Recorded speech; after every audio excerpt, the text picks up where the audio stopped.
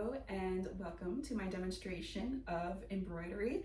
I'm going to show you the basics. We're going to do a back stitch, which is a running line stitch so you can outline a lot of things, and as well as a satin stitch, which allows you to color things in. And I say color because I compare embroidery to coloring. Anything you can draw, you can embroider. You can make anything you want out of strings.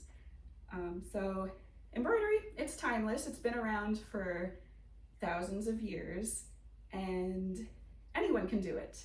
Anyone with working hands and fingers can do it. And it's relaxing and a great way to get away from the cell phones. And I've embroidered for as long as I can remember.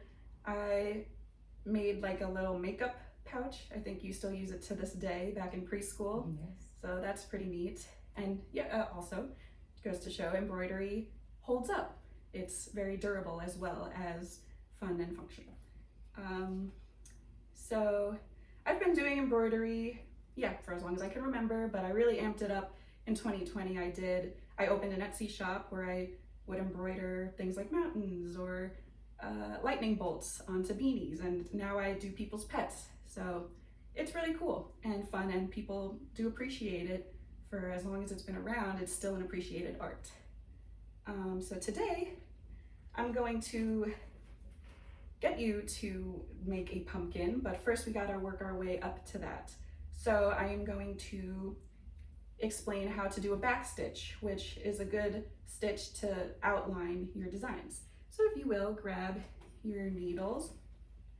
Just careful not to poke yourselves because they are sharp. And you want to hold the needle, and also there's a little bit of thread hanging off, so make sure that it doesn't fall off the thread and the needle, like they don't come undone as you're embroidering.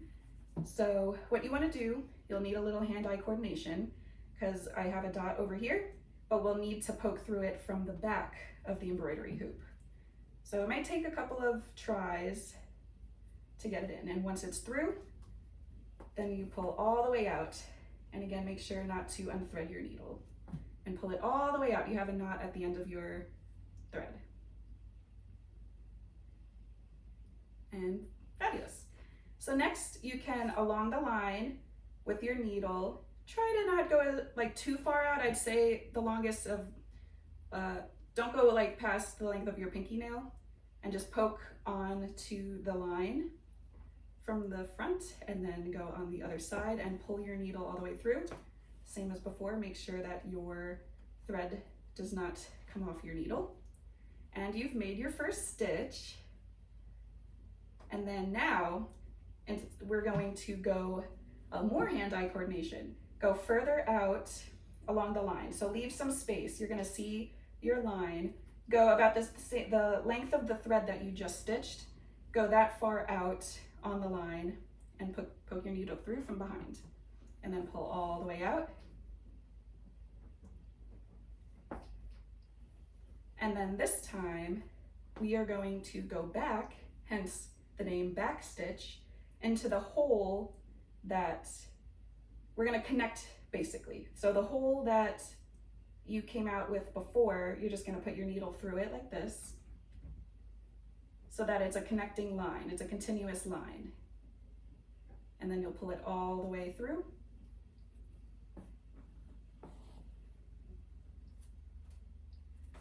And you've made a line with 2 stitches.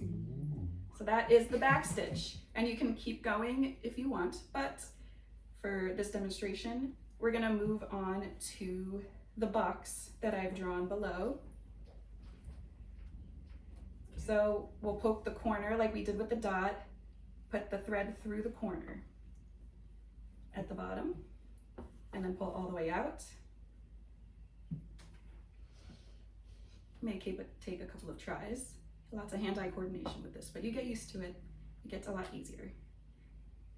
And pull all the way through. Just careful not to poke yourself.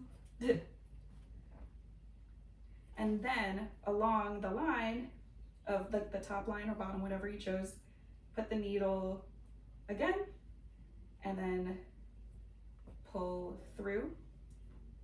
So like the first step of the back stitch.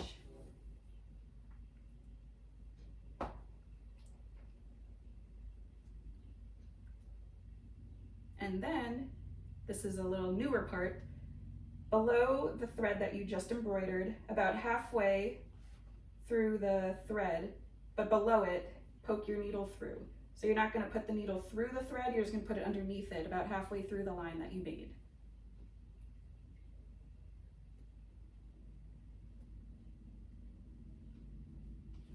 And pull all the way out. And then we're going to go back to the edge of the square. So right underneath where we had our first stitch. So I have it coming up from halfway up there, and then I'm going to go to the end and put my thread right underneath that line. And pull all the way through. So it looks like your square has gotten a little bit filled in. Lovely.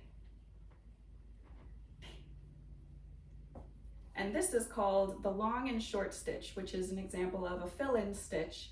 So you could do this all throughout the square so that you can fill it in with your thread. Let me see. Ah, very nice. You could do it a little bit bigger next time so that you can fill in more space. And then we'll continue doing that, and eventually you'll be able to do shapes like the pumpkin. So if you want to continue doing that same pattern where we start at the line of the square and pull through, go underneath it, I can tell you some fun facts while you guys are filling in your square, if you don't mind. So the art of embroidery has been found worldwide in ancient Egypt as well as in China. The oldest found fossilized textiles go as far back as 30,000 BC. That's pretty crazy to me that embroidery has been around for that long. And that embroidery back then was done on animal hides and done with bone needles.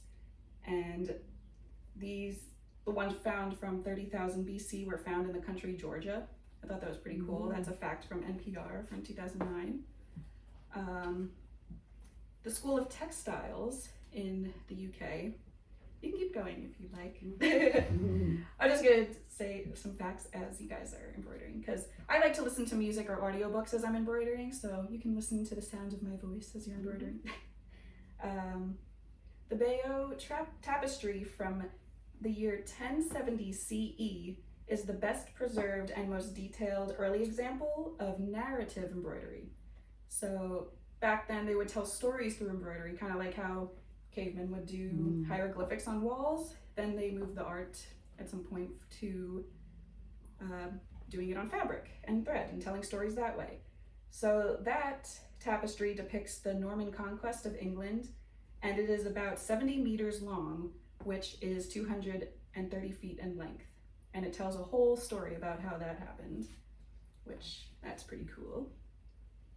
And according to craftindustyalliance.org, embroidery is making a resurgence. As I said, especially back in 2020 during COVID, a lot of people turned to embroidery to relax and even sell things on Etsy. And Vogue editor Anna Wintour put embroidery on her list of top 8 trends for 2020. So embroidery is trending, how cool. And if you really look, you can see embroidery in a lot of different places. It's everywhere. It's pillowcases and clothing, put it on hats. And if you really want to get intricate, people even do embroidery on wood pieces. All they gotta do is drill holes beforehand and then you do the rest with strings. So it's a pretty cool, timeless art, and it's still evolving, and it's really fun. So I hope you guys are enjoying yourselves. Do you guys have any questions as you're embroidering? How are we feeling? Yep, it's good. When did you start? Like back in preschool, lost touch with it a bit, and then during COVID, I got back into it and haven't stopped since.